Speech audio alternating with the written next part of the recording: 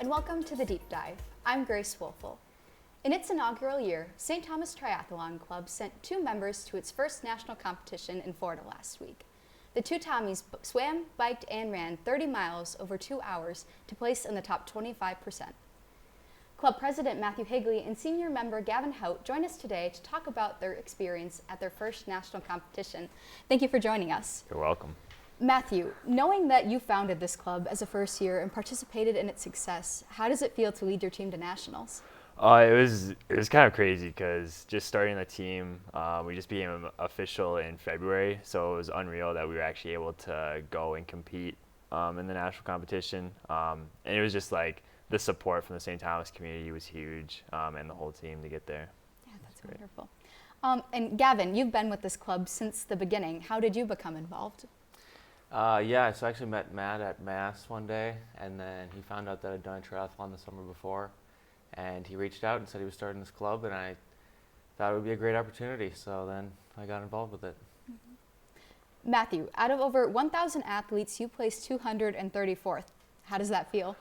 I was hoping to place higher when I first started thinking about it, but then I learned more about how it works, and that in order to be top 150 to even have a chance, you have to earn points over the season, and there wasn't enough time to earn points and go to enough races, so that kind of quickly faded, and then it was just about doing as well as I possibly could personally. So I was super happy with my time at the end of the day. So that's great. Gavin, competing in a race as intense as this is no easy feat. What would you describe the training process looking like? Yeah, so I mean, a race this long and big, it's ideal to train as much as you possibly can. So we were trying to do 12 to 13 hours of training a week for quite a few weeks, and it was really consuming of just time and energy. Just all of our free time was eaten up through training for a couple of weeks there. Yeah, but it was good. Yeah. Matthew, can you describe how grueling the competition was? The actual race itself? Yes. Yeah. I think the thing that surprised us the most was the swim. We had been only swimming in a pool all winter. Neither of us had open water swam since last summer. And so we got there and it was windy the day of the race. And so there was you started swimming into a headwind. And so there was a little bit of waves on the water. And then we were fortunate enough to be kind of in the front of the start, so we had a little more space to work with, but then it's a 2-lap course, so when you came around after the first lap, you would merge back with everyone else who had started after you, and that's when things got really hectic and turned into a wrestling match, and Kevin described it as a human washing machine.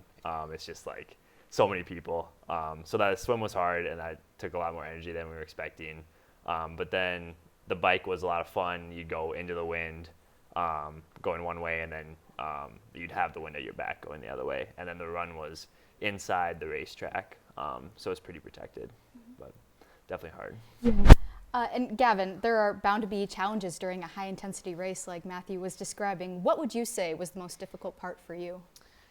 Yeah, I guess that's kind of tough. The swim was probably the most chaotic and challenging. But the hardest part was probably the run, just because it's at the end and you've just put your legs through so much on such a long, hour-long bike, and your heart has just been working so hard, pumping blood the whole time in such a high heart rate. And the run is just so painful and hard, and you just have to, a lot of moments on the run I was just kind of saying just one step at a time, one foot in front of the other. There was moments I wanted to start walking, but I was I'm going to regret it if I start walking. I just got to keep lifting one foot in front of the other. So yeah, the run was very, very hard. Mm-hmm. Your dedication is inspirational. And Matthew, can you tell me what the future of Triathlon Club looks like? I mean, we just want to keep growing. We're up to 15 consistent members now. We want to take more people to this race next year. It was a great time. And so yeah, we're just hoping to keep establishing ourselves, bring more and more people in the club, and keep seeing where we can go. So. That's great. Yeah, thank you two for joining us. Thank you. Follow along at thecrest.news and follow us on social media at @thecrestnews for more stories from your campus community. With Matthew Higley and Gavin Haut, I'm Grace Woelfel. We'll see you next time we deep dive.